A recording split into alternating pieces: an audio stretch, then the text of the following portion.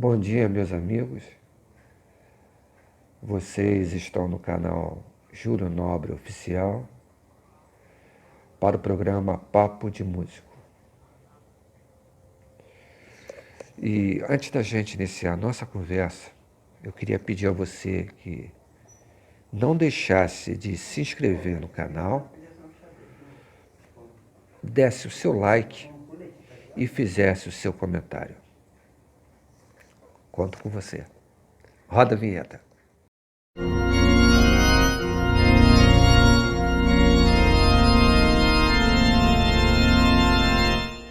No Papo de Músico de hoje, nós vamos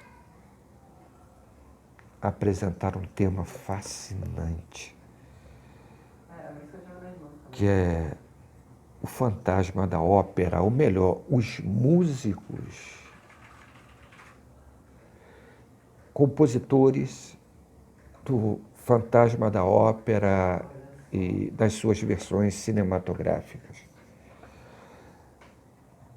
Mas não podemos falar do fantasma da ópera sem falar do seu autor. E é isso que eu quero frisar aqui. Eu queria falar um pouquinho para vocês daquele que criou esse personagem que até hoje nos fascina, que foi o escritor Gaston Leroux, que a princípio ele estudou direito, se tornou até um advogado bem conceituado e muito respeitado, mas se apaixonou pela carreira de jornalista e por ali ele se enveredou. E obteve fama como jornalista, inclusive nos tribunais, pelo conhecimento que ele tinha de direito, o que lhe valeu, por exemplo, ele se tornar correspondente em vários países do mundo. Mas aonde o Leroux mesmo se encontrou foi quando ele começou a escrever. O seu estilo era suspense, mistério, voltado muito para as histórias investigativas, e daí ele criou uma série de personagens, e entre estes, aquele que tenha sido a sua maior criação, que foi o Fantasma da Ópera. O livro de Leroux é um livro muito fácil, você encontra em qualquer livraria. Ele já foi editado várias, inúmeras vezes, eu não sei te dizer quantas. Eu só sei que desde 1911, quando esse livro foi lançado, ele nos encanta até hoje, há mais de um século, e está sempre atual. Você pode encontrar esse livro nas melhores livrarias do ramo, em sebos, entre livros usados, e estante virtual, Mercado Livre, em todos esses sites da internet, você certamente encontra a obra de Gaston Leroux. E essa obra foi para o cinema em um encontro casual que Leroux teve com o presidente da Universal Filmes, que leu o livro de Leroux em apenas uma noite. Ele estava preocupado porque ele conseguiu a contratação de um ator, e ele investiu muito nesse ator, que é o Lon Chaney, que era um homem de rosto maleável e que ele podia assumir praticamente qualquer forma que ele desejasse. E assim ele tinha lançado pela Universal o Corcunda de Notre Dame, baseado, naquela época já um clássico, de Victor Hugo. E Lon Chaney fez o papel horrendo Quasimodo, e fez um sucesso imenso. E a grande preocupação que esse produtor da Universal tinha era que ele queria logo a seguir fazer um outro filme para poder segurar o Lon Chaney. E quando ele leu o Fantasma da Ópera, ele ficou maravilhado. Né, acertou lá as bases financeiras com o Gaston Leroux para ele ter os direitos para fazer o filme. E o filme foi lançado em 1925. E foi um sucesso estrondoso.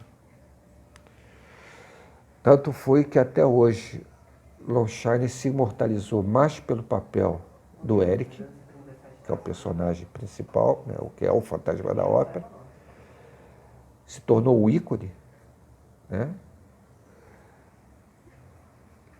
do que propriamente o Corcunda de Notre Dame, que também foi um sucesso avassalador. E você pode e deve assistir esse filme. Se você quiser comprar, você ainda encontra em DVD. Eu não sei se você, como eu, é fascinado pelo Fantasma. Eu praticamente tenho quase todas as versões do Fantasma, inclusive essa de 1925, que oficialmente é a primeira. Porque há quem defenda que esse filme já tinha sido rodado em 1918 pelo cinema alemão. Teve uma produção alemã, mas não temos cópias, não temos absolutamente nada que venha comprovar essa tese. Mas o fato é que estourou mesmo no cinema. E, segundo os críticos, né, eu também, neste ponto, eu concordo com eles, neste ponto, foi das produções cinematográficas a que mais se aproximou do original de Gaston Leroux.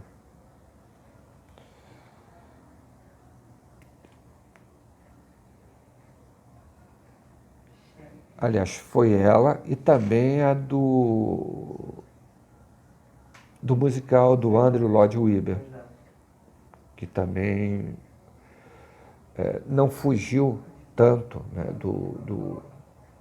da concepção do autor. Mas essa foi realmente insuperável. Agora, vocês têm que ver o filme com os olhos da época, né? Vocês têm que levar em consideração que esse filme foi feito em 1925 e não pode ter como referencial os recursos que hoje nós temos. Nós vai fazer aí 100 anos que esse filme foi lançado. E já tem mais de 100 anos que o livro foi lançado. E o livro foi lançado abordando alguns fatos curiosos que eu gostaria de destacar para vocês rapidamente. Primeiro, a questão do Teatro de Ópera de Paris. Eu até fiz uma anotação aqui interessante, porque no final do século XIX, ou algumas décadas antes, o Teatro de Paris era o centro do mundo da arte. Para vocês fazerem ideia só dos compositores e músicos que se apresentaram lá: Charles Gounod, Haydn, Massenet, Giraud, Delibes e Saint-Saëns. Pô, só teve fera, meu amigo.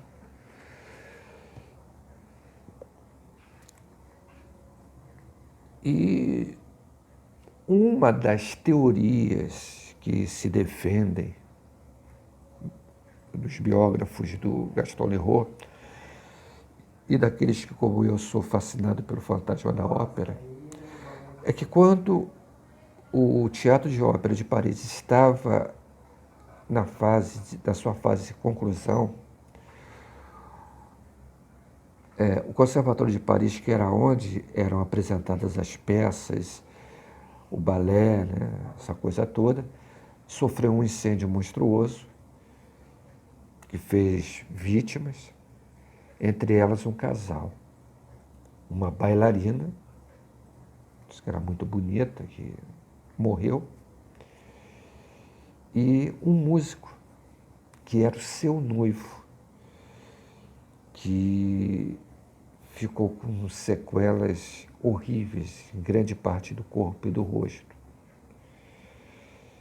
Dizem que ele nunca se recuperou do trauma e por isso ele se afastou do mundo e se refugiou nos subterrâneos da Ópera de Paris, e foi devido a essa narrativa que Leroux tomou conhecimento que ele criou o Fantasma da Ópera. Mas voltando ao filme, como eu estava dizendo para vocês, que isso aí só foi para dar uma pincelada para a gente até depois poder descrever a questão da música, ela foi composta originalmente em 1925 pelo compositor Gustave Henriques, do qual eu não consegui nenhuma referência, nada a respeito dele. Mas a favor dele eu tenho que dizer uma coisa para vocês. Ele, como qualquer grande compositor, produtor musical e músico da época, ele deve ter sido fantástico. Porque se vocês verem o filme, vocês vão ver toda a mecânica da movimentação, porque trata-se de um filme mudo, né? Como eu já tinha falado para vocês. É um filme mudo. Vocês podem, se desejarem, assistir esse filme aqui no canal e nas duas versões musicais. Eu digo duas, porque Rick Wakeman, em 1990, pegou o mesmo filme e fez uma nova roupagem, uma nova versão do Fantasma da Ópera. O disco chama-se até A Força do Fantasma, né? Phantom Power. E, para quem não sabe, o Rick Wakeman é o papa do rock sinfônico, né? Do progressive rock. Foi o primeiro que começou a tocar com vários teclados, inclusive empilhando esses teclados nas prateleiras. Foi famoso no Yes, né? Que teve a melhor formação no Yes até hoje, foi com ele. E quando ele partiu para a carreira solo, ele sempre buscou temas assim muito baseados em lendas, em história, literatura. E assim foi. Por exemplo, seu primeiro disco solo foi uma suíte que ele compôs sobre as 6 esposas de Henrique VIII, descrevendo a personalidade delas, né, como é que ele sentia aquelas mulheres, e procurando aquele detalhe sempre trágico, né, da morte de cada uma delas. Depois a gente viaja mesmo para valer, junto com o professor Lindenbrook, ao centro da Terra. Viagem ao Centro da Terra foi a obra que abriu as portas do mundo para o Rick Wakeman. Regravado várias vezes, talvez tenha sido e seja até hoje o maior sucesso que ele teve. É magnífico. Aqui no Brasil, inclusive, eu tive a oportunidade de assistir aqui no Maracanãzinho, com a Orquestra Sinfônica Brasileira, sob a regência do Isaac Karavichek. E foi para mim um dia emocionante. Eu tinha 15 ou 16 anos de idade. depois veio o Rei Arthur, 1984. Quer dizer, então ele sempre buscou esses temas muito, muito profundos, né? E você pode encontrar essas duas versões aqui no nosso canal. É só vocês procurarem o Fantasma na Ópera, tem ele musicado pelo Wakeman e tem musicado pelo compositor e músico Gustav Henrichs, que volta a repetir, eu não tenho nenhuma referência. Mas ele deve ter sido fantástico. E foi realmente um músico fantástico. Porque naquela época, gente, o filme era mudo, só tinha aqueles letreiros, eu não sei como é que se dá o nome técnico daquelas letras, eu acho que legendas não seriam o mais adequado. E aqueles letreiros, né, foi o filme que teve até hoje, dos filmes mudos, talvez o que teve mais letreiros até hoje. E, além de tudo, a música tinha que ser apresentada no momento que estava acontecendo a produção, o que ainda torna ela mais significante, mais valorosa. Era que nem uma ópera, né? Só que na ópera as pessoas estão ali, os cantores, né? os figurantes, a turma toda, mas no cinema não. No cinema os atores aparecem retratados numa tela e você tem que dar um movimento àquela atmosfera, né? Para criar uma atmosfera toda para o público. Então, por isso que eu acho que só esse simples fato já nos deixa confiantes e nos leva a acreditar que Gustav Henrichs foi um compositor brilhante. A única coisa que eu tenho a reclamar é que aqui não temos uma referência ao Henrique. Nenhuma. Você tem o nome do ator, você tem o nome do produtor, você tem o nome do diretor, mas o nome de Gustav Henrichs não consta. E não é a primeira vez que isso acontece, não. Mais para frente a gente vai voltar a falar sobre isso. Depois do Henrichs surge uma produção em 1943, Technicolor, aí já falado, né, com Nelson Eddy, Susana Foster e Claude Ronche, que faz um triângulo amoroso, do Fantasma da Ópera, com Eduardo Duarte, que foi muito bem aceito pela crítica por causa de todo aquele glamour. E a música é muito bonita, é uma música de Eduardo Duarte, e fazendo uma breve comparação de uma música com outra, na Noviça Rebelde tem uma música In the Wise, eu não sei a pronúncia correta, mas é uma música que é típica, né? Uma canção muito bonita, típica da Suíça.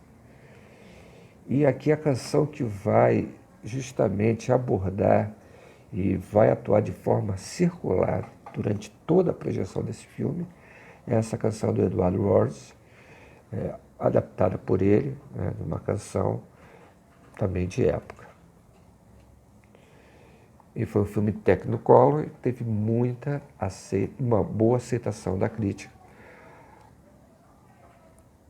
E a música é linda. É uma canção de ninar que entra no teu ouvido, que te transmite uma pureza, uma calma,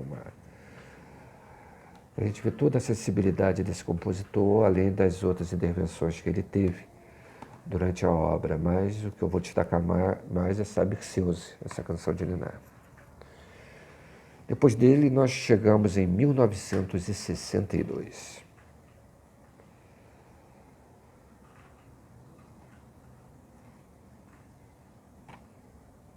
que segue mais ou menos o padrão do filme de 43. Eu digo padrão no sentido da narrativa,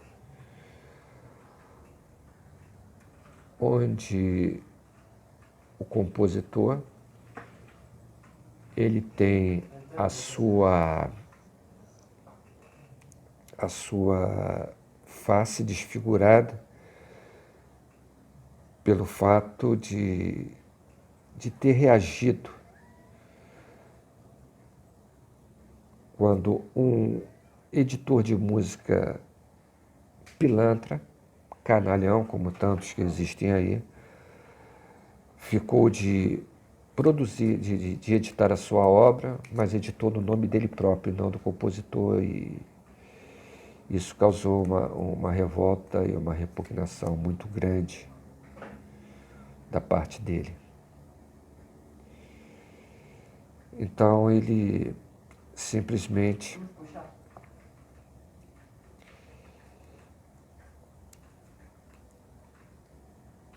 ele se isola do mundo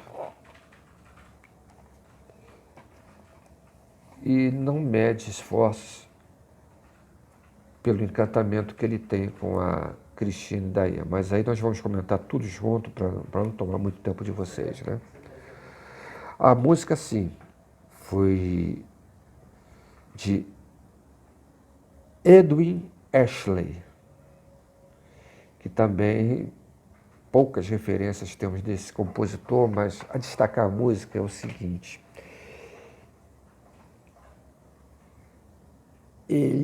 essa ópera, o cenário é passado na Inglaterra, já não é em Paris. E uma das obras que é roubada, né, por esse editor é uma ópera sobre Joana d'Arc. O tema é simplesmente lindo, emocionante. Foi um dos mais bonitos temas que eu já ouvi em toda a minha vida. Né? E você chega a chorar. A música tem todo um aparato, né? Entrando os instrumentos de percussão, os tímpanos, né? Que é como a ópera acaba. Né? A gente espera um final, né? Mas como a vida de Santa Joana d'Arc foi marcada pela tragédia, né? Quando ela é queimada, então ali ela vai a caminho da fogueira e a cada passo os tímpanos, né? Que vão fazendo a marcação, diminuindo, e aí termina a ópera. Lindo, lindo, lindo, lindo. Simplesmente maravilhoso. Depois vamos ter outras produções, né? Mas a que eu queria destacar é essa aqui de 89.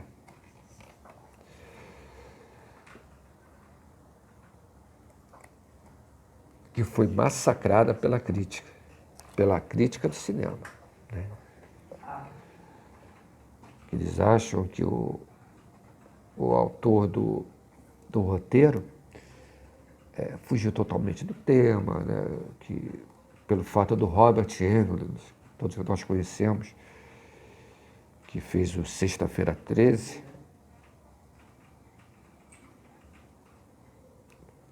Aliás, o Igor, Robert Englund fez que filme mesmo? Hein? Robert Englund fez A Hora do Pesadelo. Não foi a Sexta-feira 13, não. Eu que estou me equivocando. De tanto ver filme de terror, acabo me confundindo. A Hora do Pesadelo. Então, eles acham que foi puxado daquele personagem muita coisa para formar o Eric, que o cara é psicopata, que mata alienadamente. Nada disso. Em cada morte que ele faz, embora sejam mortes realmente chocantes, né, de se ver. Tudo tem uma razão. Primeiro, quando ele mata o maquinista do teatro, que está, inclusive, inserido no livro. Quando ele sente a sua identidade ameaçada. Depois ele mata um crítico musical que, por sua vez, estava prejudicando a carreira da sua amada Christine. Depois, quando ele está acuado, ele mata mais 2 ou 3 que tentam assaltá-lo, que tentam roubá-lo. Então, eu não vejo a coisa dessa forma, né? Mas eles são os críticos de cinema, estou aqui para falar da música. E a música, para mim, esta foi a que eu mais gostei entre todas elas. É o tema de Dom Juan Triunfante, composta pelo compositor israelita Misha Segal.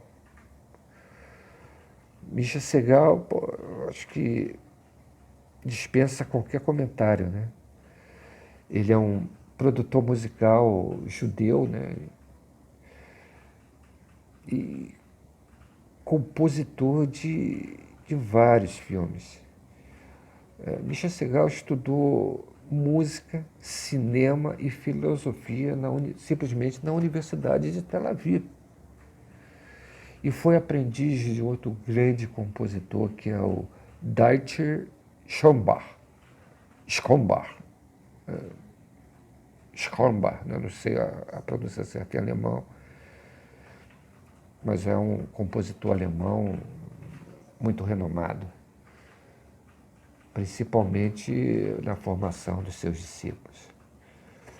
E, na minha modesta opinião, é a música mais linda entre todas as que foram compostas. Tanto que eu vou, quando encerrarmos o programa, eu vou apresentá-las a vocês, quer dizer, uma versão minha, e no órgão.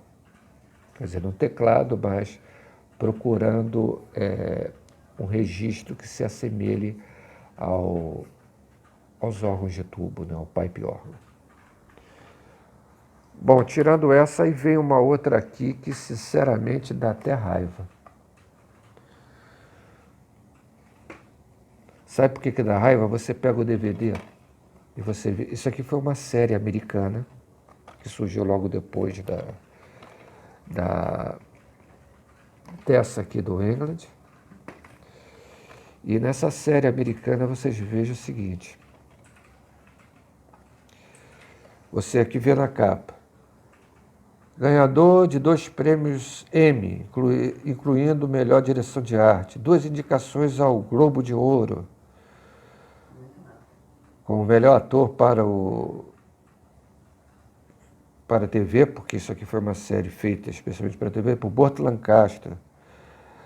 Um filme de Tony Richardson.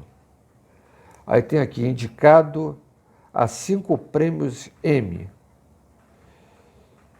E vencedor da melhor composição musical e figurino.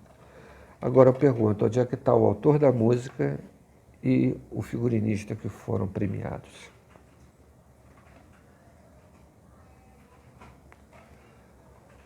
Esse é o problema, né? Gente, quem compôs a trilha sonora para essa versão para o cinema norte-americano foi nada mais e nada menos que Ennio Morricone.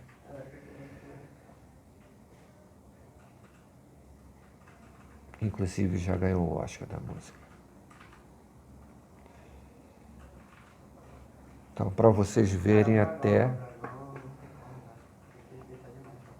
Oh, perdão, Ennio Morricone não. Ennio Morricone não foi nesse filme. Esse foi o John Addison. O Ennio Morricone a gente vai falar agora, que foi um filme do ano de 98,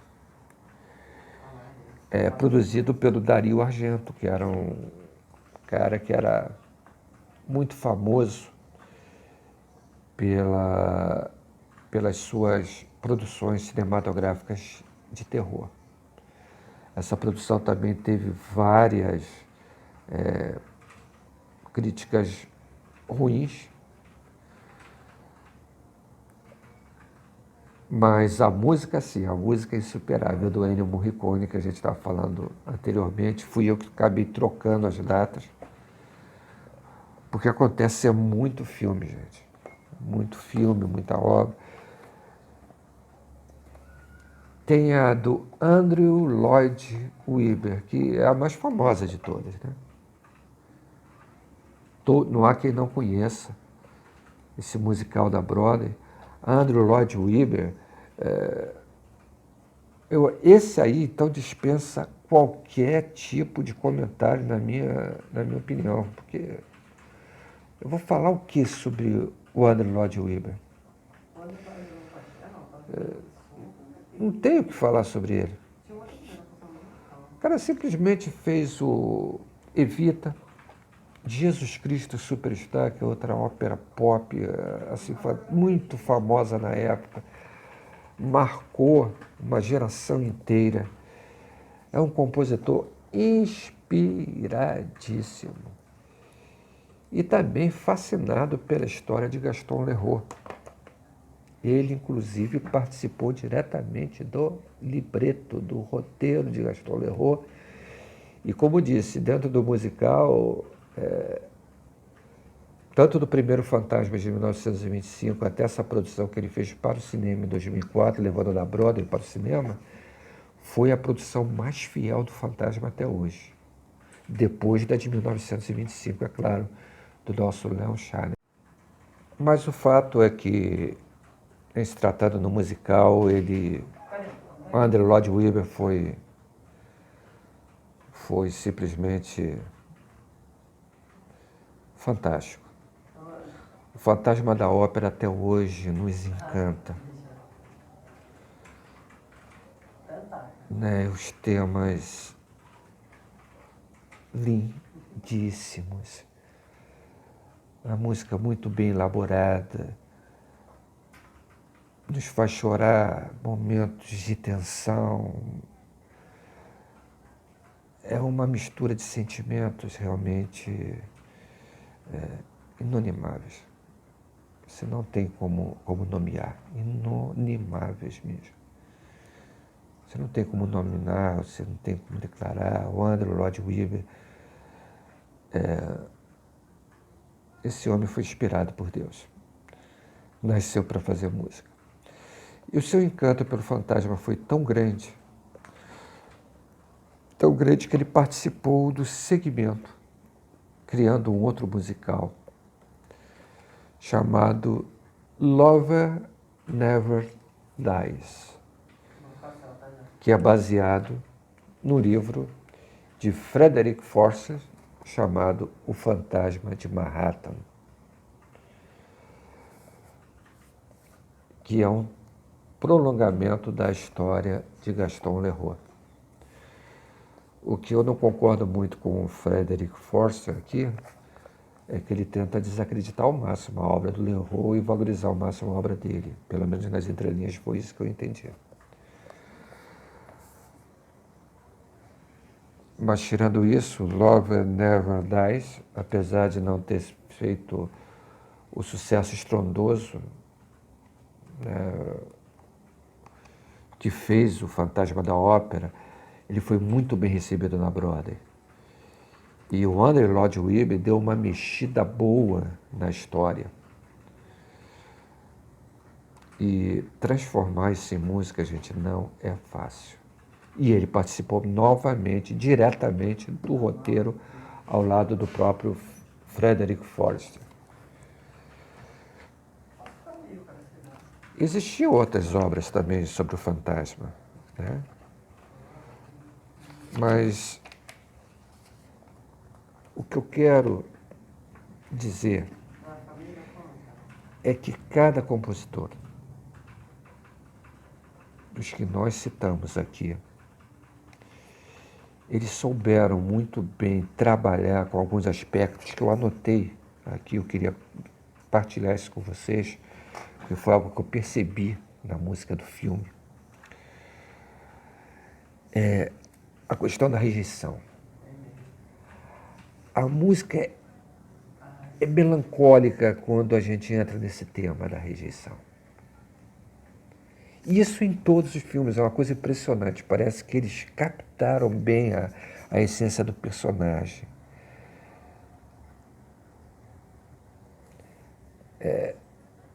Eles conseguem passar na música as feridas que o fantasma tem, que o Eric tem, no caso.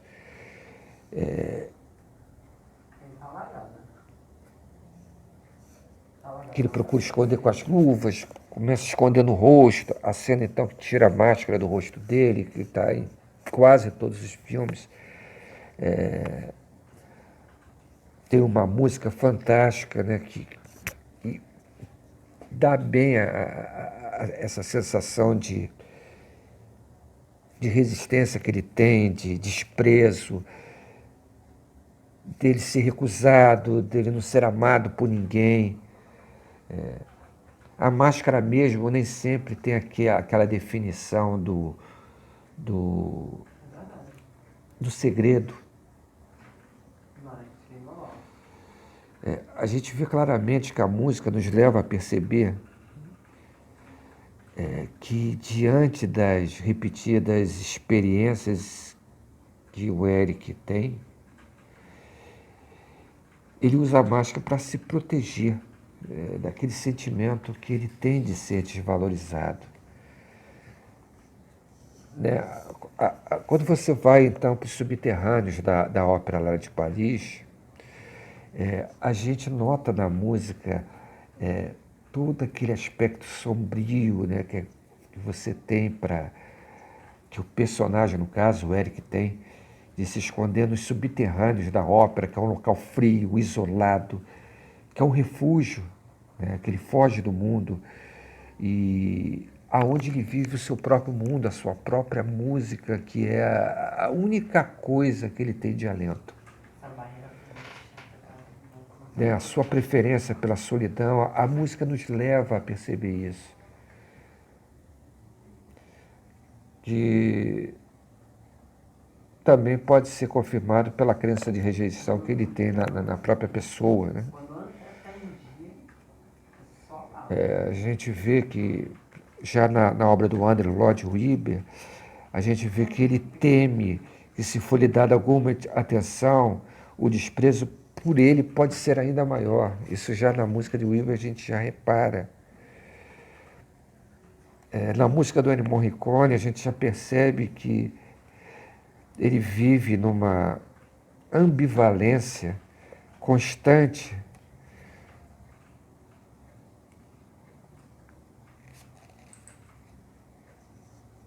né, numa dúvida constante, porque o filme como é que é o nome dele, meu Deus? Argento, esse cineasta italiano, ele é muito complicado, ele foge muito do original. Então, essa ambivalência do fantasma, a sensualidade dele, o aspecto de aterrorizar e, ao mesmo tempo, o aspecto sedutor. O Ennio Morricone trabalha muito bem com essa situação, né?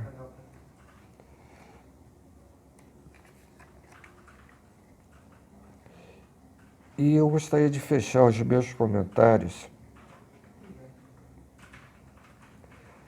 falando da dramaticidade do Misha Segal.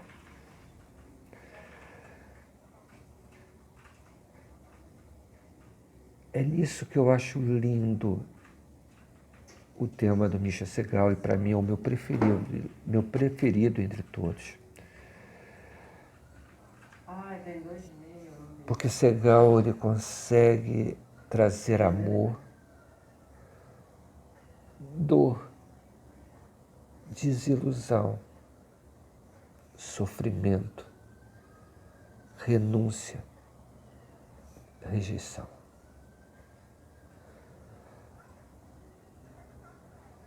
O importante que eu acho que marcou mesmo a música para descrever a personalidade do Eric, o fantasma da ópera, foi justamente essas características de um gênio que está sendo recusado pelo mundo, que não tem direito a amar ninguém. E a música retrata, na realidade, o que ele tem mais, pelo menos na minha percepção, é o mais forte que ele tem no seu âmago, que é o amor.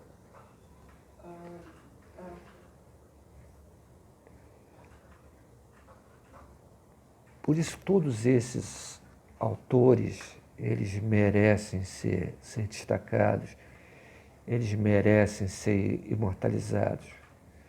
Porque se os filmes, segundo os próprios críticos de cinema, têm sempre algum defeito, eles só realmente foram mais generosos com a produção de 25 e a de 2004,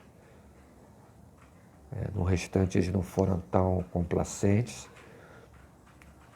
Mas em matéria de música eu quero dizer a minha opinião como música, não como crítico musical.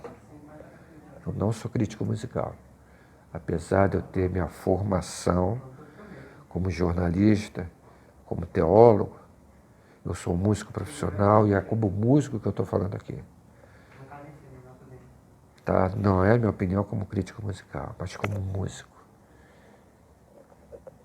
que sentiu nesta música toda a síntese do que é o fantasma, o que é o Eric, rejeitado,